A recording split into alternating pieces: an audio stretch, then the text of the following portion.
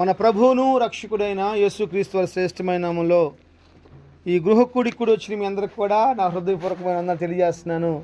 దేవుడు మీ అందరిని ఆశీర్వదించును గాక. హల్లెలూయా. యోబు గ్రంథం 5వ అధ్యాయము 3వ వాక్యాన్ని మనం చదువుకుందాం. మూఢుడు వేరుతనుట నేను చూచి ఉన్నాను, అయినను వెంటనే అతని నివాస స్థలము శాపగ్రస్తమని కనుగొంటిని. అతని పిల్లలు సంరక్షణ దొరకయుందురు, గుమ్మములో నలిగిపోదురు. హల్లెలూయా. ఒక చిన్న ప్రార్థన చేసుకుందాం. మహాపరిశుద్ధుడైన తండ్రి, ప్రేమ నమ్మకం కలిగిన మా దేవ, కృప చూపించండి. ఇప్పుడు ఒక చక్కగా పాటలు, ఆరాధన, ప్రార్థన అన్నీ జరిగించినారు. మేము జరిగించిన ప్రతి దానికి మీరు జవాబు పోతున్నారు. ఈ వాక్యాన్ని మేము ధ్యానం చేసుకోబోతుండగా నీ పరలోక మాటలు నీ కృపతో నా నోటికి అందించి మమ్మల్ని అందరిని బలపరచమని యేసు నామములో ప్రార్థన చేస్తున్నాను తండ్రి. ఆమేన్. హల్లెలూయా. దేవుడు మనతో మాట్లాడును గాక. చాలా సంతోషం దేవుని బిడ్డలారా.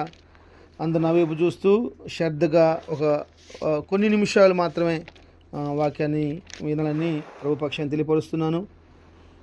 మనం చదువుకున్న లేఖన భాగంలో మూఢుడు వేరుతున్నట్టు నేను చూసి ఉన్నాను, అయితే అతని నివాసం అంట ఎలా అయిపోతుంది, అయిందని నేను కనుగొన్నాను. అతని పిల్లలకు సంరక్షణ దొరకదు, వాళ్ళు గృహాల్లో నలిగిపోతారని చెప్పేసి అని వాక్యం మనం ధ్యానం మనం చేసుకున్నాం. ఈరోజు నేను చెప్తున్న ఒక వాక్య పాఠం ఏంటంటే, మూర్ఖులు మొదట చాలా బాగా కనపడతారంట, అయితే వారి నివాసాలు నాశనం అయిపోతాయంట. నేను చెప్తున్న మాట ఏంటంటే, క్రైస్తవ లోకంలో, క్రైస్తవ ప్రపంచంలో మనం అడుగుపెట్టాం, లోకంలో నుంచి వేరు చేయబడ్డాం, ప్రత్యేకించబడ్డాం. అయితే మనం చేయవలసిన ప్రాముఖ్యమైన పని ఏంటంటే, మన కుటుంబాలని వర్ధిల్లే కుటుంబాలుగా మనం మార్చుకోవాలి. ఈరోజు నా వాక్యం యొక్క పాఠం కూడా ఏంటంటే, క్రైస్తవ కుటుంబాలు వర్ధిల్లే కుటుంబాలుగా మార్చబడాలి. క్రైస్తవ కుటుంబాలు నిత్యము నిలిచిపోయే కుటుంబాలుగా మార్చబడాలి. మూర్ఖుల నివాసాలు పాడైపోతే వారి బిడ్డలకు ఆదరణ దొరకదంట. వారి బిడ్డలకు ఆదరణ దొరకదు. మీరు గుర్తుపెట్టుకోండి, యోనాతాను చనిపోయిన తర్వాత తన కుమారుడు మెషీబోషెత్ వచ్చి వస్తాడు. ఎప్పుడైతే వస్తాడో రాజు యొక్క అది ఏమంటారు దాన్ని, డైనింగ్ టేబుల్ కూర్చొని తన జీవితం కాలం అంతా భోజనం చేశాడంట.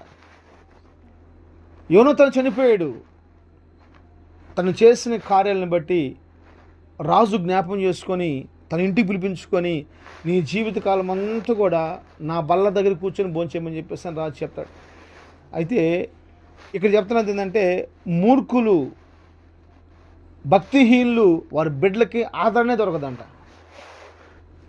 మీరు ఆలోచించండి, మీ కుటుంబాలు నిరసించిపోవటానికి, మీ కుటుంబాలు సన్నగిలిపోవటానికి, మీ కుటుంబాల్లో అభివృద్ధి లేకపోవటానికి ఎందుకని మీరు దాని గురించి ఆలోచించలేకపోతున్నారు? కారణం ఏంటి అని చెప్పేసి అని మీరు ఎందుకని కనుగొనలేకపోతున్నారు? అందుకని ఒక పెద్ద ఆయన అంటూ ఉంటాడు, భేదవాడిగా పుడటం తప్పు కాదు, భేదవాడిగా చనిపోవటం చాలా తప్పు అంటాడు. దేవుడు మనిషి పట్ల కలిగి ఉన్న ప్రతి ప్రణాళిక చాలా ఉన్నతమైనది. దేవుడు మనిషి పట్ల కలిగి ఉన్న ప్రణాళికలన్నీ కూడా చాలా ఉన్నతమైనవి. అవి వివరించటం ఎవరి తరం కాదు, ఏ సేవకుడి తరం కాదు. ఇంకో మాట చెప్పాలంటే, దేవుడు మన పట్ల కలిగి ఉన్న ప్రణాళికలు వివరించాలంటే దేవుని తరం కూడా కాదు, అంత విస్తారంగా ఉన్నాయి. ఇది మీరు ఆలోచించండి. ఈరోజు ఒక వ్యక్తి లేచినాక ఆలోచించేది అంటే డబ్బు డబ్బు డబ్బు డబ్బు. ఎందుకు? ఫోన్లో వస్తూ ఉంటాయి. ఏదేంటంటే, ఎవరికాడ ఏది లేకపోతే అది తీసుకుంటారంట. మన కాడ ఏది లేదో అంటే డబ్బు లేదు, అందుకే దాని గురించి మాట్లాడతాం. నేను డబ్బు గురించి మాట్లాడాలి అన్నది కాదు నా ప్రాముఖ్యమైన మాట. మన కుటుంబాలు వర్ధులుతూ ఉండాలి.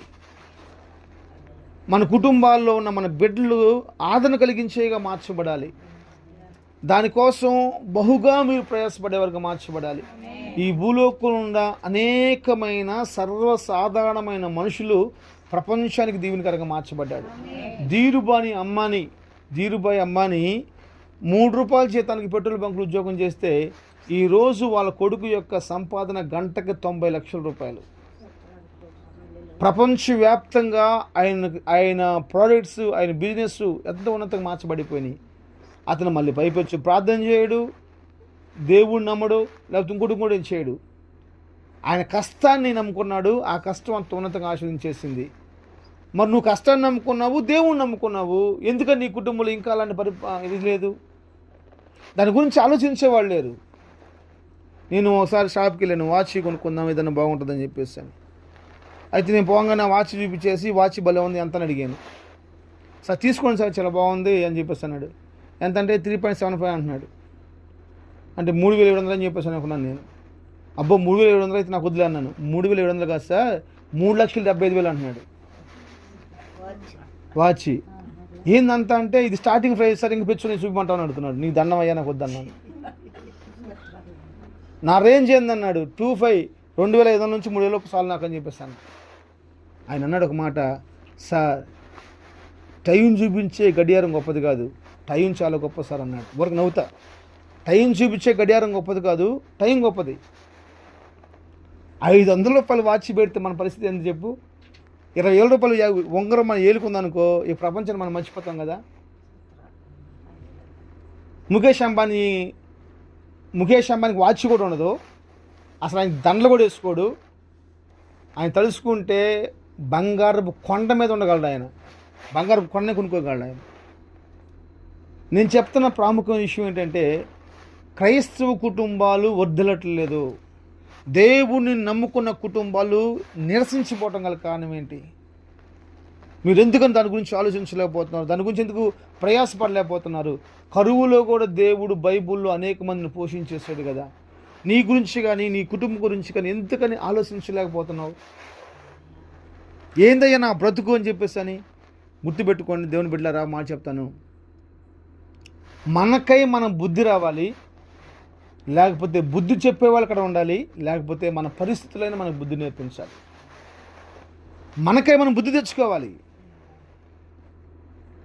అందుకని బైబిల్ బుద్ధి కలిగిన కన్యకలు మనకై మనం బుద్ధి తెచ్చుకోవడం ఏంటంటే, బుద్ధి తెచ్చుకునేసేసి నూనె తీసుకొని పోవాలి. మనకై మనం బుద్ధి తెచ్చుకోవాలి. రెండోది, బుద్ధి చెప్పేవాళ్ళు కాడన్నా మనం ఉండాలి. మూడోది వచ్చేసేసి, తప్పిపోయిన కుమారుడు తన పరిస్థితులు తనకు బుద్ధిని తీసుకొచ్చేసినాయి. అతనికి బుద్ధి వచ్చినప్పుడు అని రాస్తుంటుంది. తనకు బుద్ధి వచ్చినప్పుడు తండ్రిని ఎదిగాడంట. మీకై మీరు బుద్ధి ఉండాలి, లేకపోతే బుద్ధి తెచ్చేవాళ్ళు కాడ కూర్చోవాలి, లేకపోతే మీ పరిస్థితులన్నా మీకు బుద్ధి నేర్పించాలి. కంపల్సరీ కలిగి ఉండాలి. ఇది చాలా ప్రాముఖ్యమైన విషయం. మన పరిస్థితులు, మన కుటుంబాలు ఆత్మీయత గురించి తప్ప దేని గురించి ఆలోచించకూడదు. తినటానికి ఆలోచించకూడదు, ఉండటానికి ఆలోచించకూడదు, వస్త్రానికి ఆలోచించకూడదు. ఆత్మీయత గురించి మాత్రం ఆలోచించాలి. నా పిల్లడి పరిస్థితి ఏంది, నా పిల్ల పరిస్థితి ఏంది, మా ఆయన పరిస్థితి ఏంది ఆలోచించేసి ఈరోజు అనేకమైన రోగాలు తెచ్చుకుంటున్నారు. కానీ దానికి సొల్యూషన్ మాత్రం అడగట, దానికి మార్గం మాత్రం ఎదగటం. ఎందుకని దానికోసం ప్రయాసపడలేకపోతున్నారు? ఇంక ఎంతకాలం బుద్ధిహీనంగా, మూర్ఖంగా మనం ప్రవర్తించేసి మనం గుడారంలో నాశనం తెచ్చుకుంటూ ఉంటాం. బైబిల్ చెప్తుంది, సామెతల గ్రంథం 4:18 వచ్చింది, చదవండి. సామెతల గ్రంథం 4:18 వచ్చింది.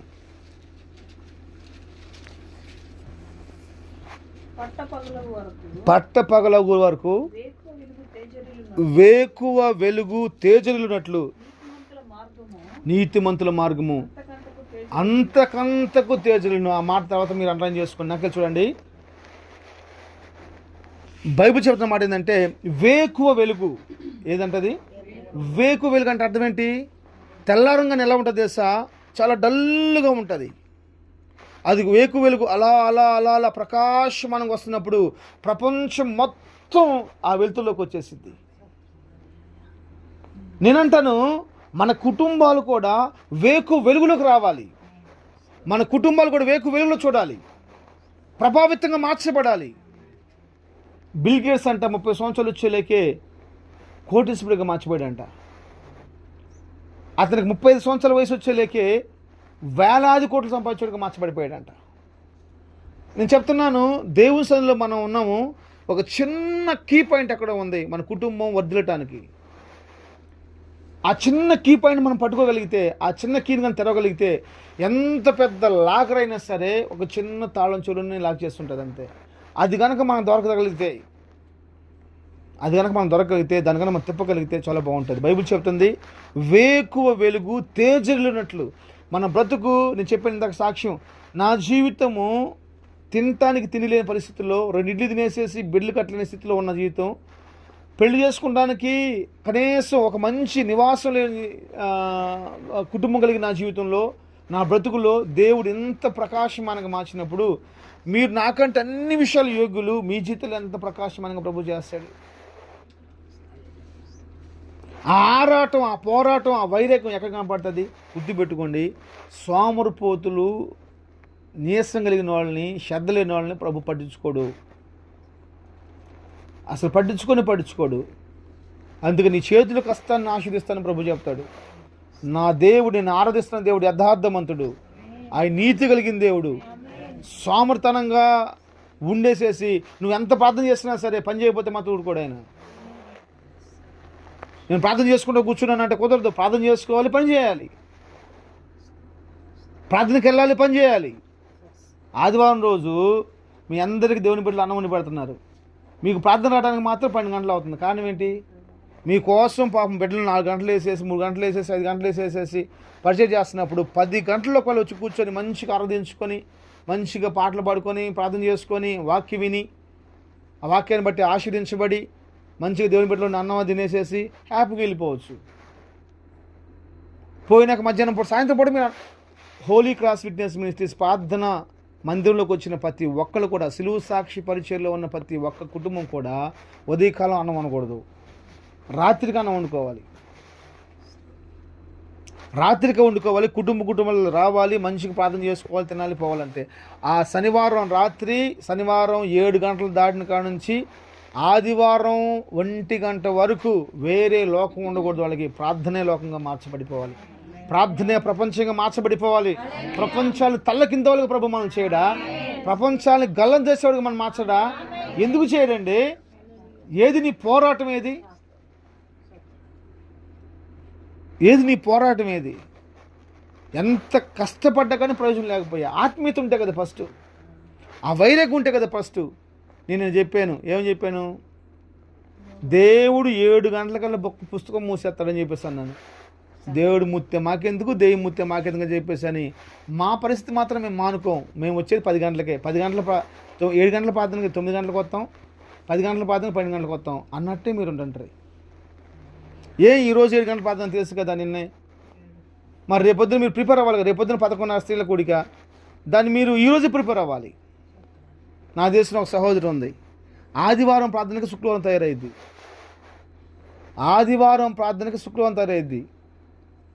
ఆదివారం నేను అడిగాను, ఏంటంటే మీరు శుక్రవారం తానం చేస్తానని చెప్పన్నాను. అయ్యా, ఆదివారం కోసం నేను ఈరోజు తరగబోసుకుంటున్నాను. మధ్యాహ్నం తరగబోసేసుకొని తనకు కావాల్సిన చీర, జాకెట్టు, తనకు కావాల్సిన థింగ్స్ మొత్తం రెడీ చేసి పెట్టుకునేసి, శనివారం మధ్యాహ్నం 3 గంటలకు తన బ్యాగ్ సిద్ధంగా ఉంటుంది, వాటర్ బాటిల్ కూడా సిద్ధంగా ఉంటుంది, పెన్ను, డైరీ మొత్తం సిద్ధం పెట్టుకుంటుంది. 6 గంటలకల్లా శనివారం సాయంత్రం ప్రార్థనకి వెళ్ళిపోతారు. ప్రార్థన చేసుకొని 9 గంటల మళ్ళీ ఇంటికి వస్తారు, పునుకుంటారు, పొద్దున్న లేస్తారు, చేస్తే టిఫిన్ చేస్తారు, లేకపోతే అలాగే వెళ్ళిపోతారు. వెళ్ళిపోసేసి ప్రార్థన చేసుకొని చర్చిలో భోజనం చేసుకొని నైట్కి వస్తారు. కోటీశ్వరులు శనివారం సాయంత్రం ప్రార్థనకు పోని, ఆదివారం ప్రార్థనకు పోని, శుక్రవారమే ప్రిపరేషన్ వాళ్ళకి. మీరు ప్రార్థనకి వెళ్ళి ఆదివారం 11 గంటలకు ప్రార్థనకి వెళ్ళే సమయానికి మీ బైబిల్ మీరు దేవులు ఆడుకుంటారు, ఎక్కడ ఉందని. మీ బైబిల్ మీరు దేవులు ఆడుకుంటారు, ఎక్కడ ఉందా నా బైబిల్ అని చెప్పేసి అని. అది ఎక్కడ ఉందో కూడా కనపడదు. అప్పుడు సీసీటీవీ కెమెరాలు ఎదిగితే కానీ కనపడదు. అప్పుడు మన తీర్థక మధ్యలో దేవుని బిడ్డలారా, ఈరోజు నేను చెప్తున్నా ఒక విలువైన మాట తెలుసా? వేకువ వెలుగు ప్రకాశమానంగా మార్చబడినట్లు మన కుటుంబాలు ప్రకాశమానంగా మార్చబడాలి, మన జీవితాలు ప్రకాశమానంగా మార్చబడాలి. మన కుటుంబానికి ఒక గౌరవం రావాలి, మన కుటుంబానికి ఒక విలువ రావాలి, మన కుటుంబం యొక్క ఫలభరితంగా మార్చబడిపోవాలి. హల్లెలూయా. ఇదిగో యెష్షయి కుటుంబం ఎవరికి తెలీదు, యెష్షయి కడుపును పుట్టిన దావీదు కుటుంబము యెష్షయి కుటుంబానికి కూడా పేరు తీసుకొచ్చింది. స్తోత్రం. హల్లెలూయా. నేటి వరకు ఆ కుటుంబం స్థిరపరచబడిపోయింది. నేటి వరకు ఆ కుటుంబం ఆశీర్వాదకరంగా మార్చబడిపోయింది. అనేక మంది అతను చూసి అనేక విషయాలు నేర్చుకున్నారు. నేనంటే నిన్ను చూసి నీ కుటుంబం చూసి ఏం నేర్చుకోవాలి? మీకు చెప్పండి. నిన్ను చూసి కానీ నీ కుటుంబం చూసి కానీ ఏం నేర్చుకోవాలి? నీ కుటుంబంలో నేర్పించేవి ఏమున్నాయి? లోకానికి కానీ నీ తోటి కొలీగ్స్ కానీ పని వాళ్ళకి కానీ నీతో పనిచేసే వాళ్ళకి కానీ నువ్వు నేర్పించేది ఏదైనా ఉందా? ఏది లేదు. యోబు గ్రంథం 8వ అధ్యాయము 7వ వచనం కూడా చదవండి.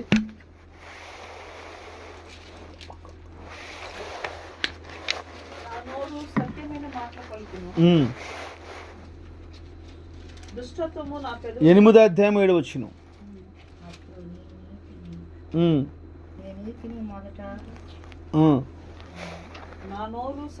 ఏం చదువుతున్నామ్మా?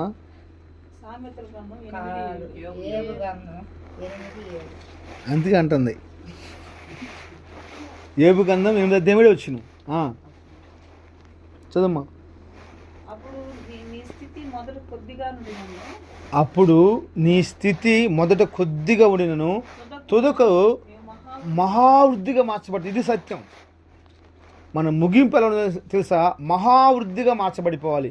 యాకోబు జీవితం ఒంటరిగా మార్చబడిపోయింది. తండ్రి యొక్క ఇంటిని విడిచిపెట్టేశాడు. బైబిల్ చెప్పేది ఎండిపోయిన కాడతో యుద్ధం దాటానయ్యా అంటాడు. దాటిపోయినాక తన జీవితము రెండంతలుగా ఆశీర్వదించబడిపోయింది.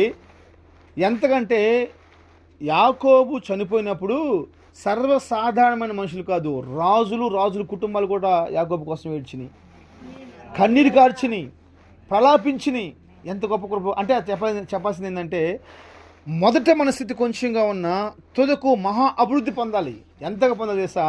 మనం చనిపోతే యేసునామంలో నరేంద్ర మోడీ కూడా ఏడవాలి. అయ్యో మంచి ఒక పర్సన్ మేము కోల్పోయామే, అనేక మందికి ఉపయోగం చేసేవాడిని కోల్పోయామే, అనేక మందికి మేలు చేసేవాడిని కోల్పోయామని చెప్పేసి అని ఏడవాలి. నువ్వు చచ్చిపోతే నీ ప్రాంత ప్రజలు ఏడవాలి, నీ గ్రామం ప్రజలు ఏడవాలి, నీ ఎమ్మెల్యే ఏడవాలి, నీ రాజకీయ నాయకులు ఏడవాలి, నువ్వు తెలిసిన ప్రతి ఒక్కరు ఏడవాలి, నీ పేరు వినపడ్డ ప్రతి ఒక్కరు ఏడవాలి. అదండి బతుకు. అది బతకటం అంటే. దానికోసం ప్రయత్నించండి. అబ్బా పలానా చచ్చిపోయాడా, అయ్యా నీకు స్తోత్రం అయ్యా, నువ్వు ఉన్నావయ్యా అని చెప్పకూడదు. అయ్యో యేసు ప్రభువా, ఓ దేవుడా ఎందుకు తీసేసావు, ఓ అల్లా ఎందుకు తీసేసావు, ఓ భగవంతుడు ఎందుకు తీసేసావు అని చెప్పేసి అని అన్ని కుల మతస్థులు నీ గురించి చెప్పుకోవాలంతే. మొదట నీ స్థితి కొద్దిగా ఉన్నా తుదకు మహాభివృద్ధి పరచబడాలి. డబ్బు కోసమే కాదు, అన్ని విషయం చెప్తున్నాను. మొదట మన స్థితి కొంచెంగా ఉంది, తుదకు మాత్రం మహాభివృద్ధిగా మార్చబడిపోవాలి. ఏదో మనిషిలాగా పుట్టాడు కుక్కలాగా చావకూడదు, మనిషిలాగా పుట్టి కుక్కలాగా చావకూడదు. మన చావు కూడా ప్రపంచానికి దీవెనకరంగా మార్చబడిపోవాలి, ప్రపంచానికి భయం పుట్టేదిగా మార్చబడిపోవాలి. యేసు ప్రభు చనిపోయి ప్రాణం విడిచిపెట్టినప్పుడు భూకంపం వచ్చిందని బైబిల్ రాస్తుంటాడు. ఆయన మరణం ప్రపంచానికి దీవెనకరంగా మార్చబడిపోయింది. లోకంలో బైబిల్ చెప్పిద్ది లోకమునకు మీరు వెలుగై ఉన్నారని మాట్లాడిద్ది, లోకమునకు మీరు ఉప్పై ఉన్నారని మాట్లాడుతుంది. మొదట మీరు కొంచెంగా ఉన్నారు, మీ స్థితి కొంచెంగా ఉంది, తుదకు మహాభివృద్ధిగా మార్చబడిపోవాలి. కరువు వచ్చింది, కొంచెం పిండి కొంచెం నూనె, ఆ కరువు తీరేందుకు కరువు అయిపోయేంత వాటికి అది తగ్గల. ఒకవేళ ఆ ఇంటికి ఎవరు పోయినా కానీ ఆహారం పెట్టేవాళ్ళేమో, ఆ కుటుంబంలోకి ఎవరు పోయి అమ్మ అంటే ఆహారం పెట్టేవాళ్ళం. బహుశా పెట్టున్నారో కూడా మనకు తెలియదు, రాయబడలేదు కానీ బైబిల్లో. ఆ కరువులో వాళ్ళకి సమృద్ధి ఇచ్చాడు. అవసరమైతే వాళ్ళ ఇంటికి వచ్చిన ప్రతి ఒక్కరు కూడా సమృద్ధి. మొదట కొంచెంగా ఉండొచ్చు, తుదకు మహావృద్ధిగా మార్చబడిపోవాలి, అన్ని విషయంలో మార్చబడిపోవాలి. నేను చెప్తాను దేవుని సేవకుడిగా, దేవుని బిడ్డలారు మీరు ఆలోచించుకోండి, మీ కుటుంబంగా ఆలోచించుకోండి. నువ్వు అభివృద్ధి పరచబడటం వల్ల దేవుడు మహింపరచబడతాడు. 2016 సంవత్సరంలో ఈ సిలువ సాక్షి ప్రార్థనా మందిరాన్ని ప్రారంభించుకున్నాం, పరిచర్ని స్టార్ట్ చేసుకున్నాం. ఆ రోజుల్లో ప్రారంభించినప్పుడు నాకు తెలిసేసి అమ్మోజీవం కుటుంబంలో ఏమి లేదు. నాకు తెలిసి ఏముంది, ఈరోజు పెద్ద కొడుకు 4 స్థలాలు కొన్నాడు, చిన్న కొడుకు 20 లక్షలు పెట్టి ఇల్లు కట్టుకున్నాడు, వాళ్ళ కుమార్తెకి గవర్నమెంట్ జాబ్ దొరికింది, సెటిల్ అయిపోయింది ఫ్యామిలీ మొత్తం. ఆమె మాత్రం ఇంకా సెటిల్ అవ్వాలి, నిద్రపోతా ఉంది ప్రార్థనకు వచ్చేసి. ప్రార్థనకు వచ్చి నిద్రపోతే నేను ఆశీర్వదిస్తే ఇంక మోకరించి ప్రార్థన చేస్తే ఇంకెంత బాగుంటుంది. ఆమె ఆ మందిరంలో ప్రారంభించిన లిస్టు కనుక ఓపెన్ చేస్తే ప్రభు, నేను గర్వంగా చెప్తున్నాను, ఏ ప్రార్థనలో ఎవరు లేరంటే సునామీ వచ్చినా కానీ లేకపోతే భయంకర తుఫాన్ వచ్చినా కానీ కంపల్సరీ ఆమె అటెండ్ అయి ఉంది. ఆమె యొక్క అటెండెన్స్ ఆ పుస్తకంలో ఉంటుంది. ప్రతి క్రమంలో నువ్వు ఉండవు. నేను గర్వంగా చెప్పగలను. ఎందుకంటే నీకు అనేకమైన ప్రాబ్లమ్స్ ఉన్నాయన్నమాట. తలకాయ నొప్పి పుట్టింది, కాలు నొప్పి పుట్టింది, కడుపు నొప్పి పుట్టింది, లేకపోతే ఇంకోటి. ఆ ప్రాణం పోతున్నాం కానీ ప్రార్థన నాకు తెలుసు. మరి ఆ మనసు ఆమెకి ఎందుకు కదిగిందో నాకు తెలియదు, కానీ ఆ కుటుంబం స్థిరపరచబడిపోయింది కదా. ఒకసారి మీరు కూర్చొని ఆలోచించండి.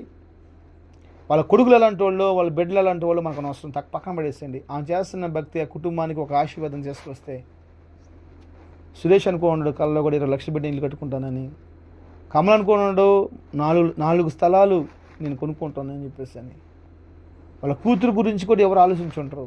ఎంత ఆశీర్వాదమ్మా, ఎంత ఆశీర్వాదం. మొదట మనకు స్థితి కొద్దిగా ఉండాలి, తుదకు మహావృద్ధిగా మార్చబడిపోవాలి. బహుశా వాళ్ళు తిరిగిపోవచ్చు, నేనేదో చేశానుకోవచ్చు, కానీ వాళ్ళ తల్లి ద్వారా దేవుడు ఆ కుటుంబాలని ఆశీర్వదించాలని చెప్పేసి అని మనం గుర్తుపెట్టుకోవాలి.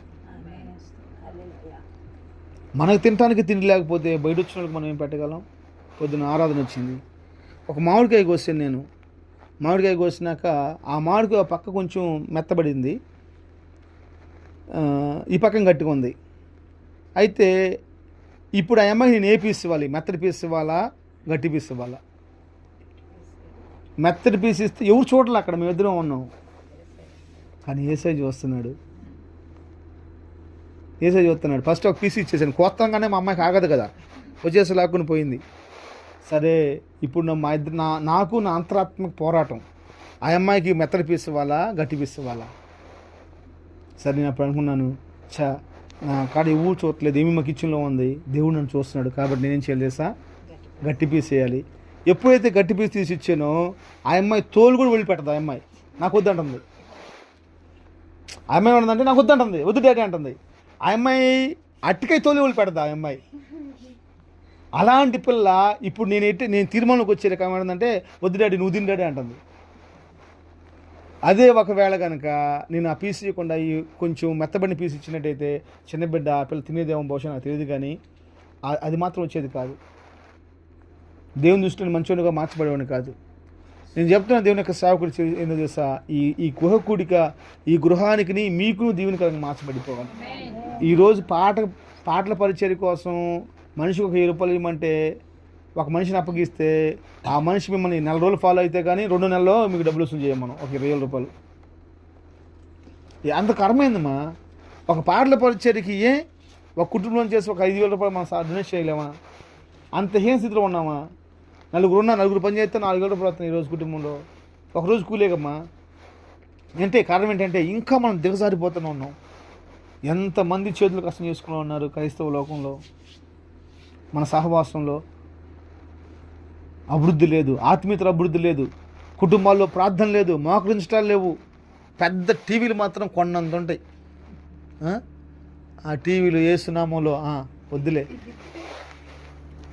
కుటుంబంలో మోకరించలు చాపేసుకున్న గంట 7 గంటలకు 8 గంటలకు టైం పెట్టేసుకొని 8 గంటలకు ఖచ్చితంగా చర్చిలో సహవాసంలో ఏం ప్రార్థన లేనప్పుడు కుటుంబం మొత్తంగా కూర్చొని మోకరించుకొని ఒక పాట పాడుకొని ఒక అధ్యాయం బైబిల్ చదువుకొని మనిషికి 2 మాటలు ప్రార్థన చేసుకొని లేచి భోజనం చేసుకొని పూనుకుంటే ఎంత బాగుంటుంది అసలు. నేను చెప్తున్నాను, 6 నెలలు ఆ కుటుంబంలో అలా చేసి చూడండి విన్సి, మీ కుటుంబం నిశ్చయంగా వదిలిపడింది. అంతే. ఆ కుటుంబంలో ఎప్పుడైతే ఆ సువాసన వస్తూ ఉంటుందో ఆ కుటుంబం మార్చబడిపోయింది. అంతే. అవకాశం ఉన్న వాళ్ళు చేయండి. అవకాశం ఉన్న వాళ్ళు చేయండి. అవకాశం లేని వాళ్ళు ఎటు చేయలేరు. దేవుడు మీ అందరికి అలాంటి కృప దయచేయను గాక. మీ కుటుంబాలు బహుగా వర్ధిల్లును గాక. దేవుడు ఈ మాటలను ఆశీర్వదించును గాక. ఆమేన్.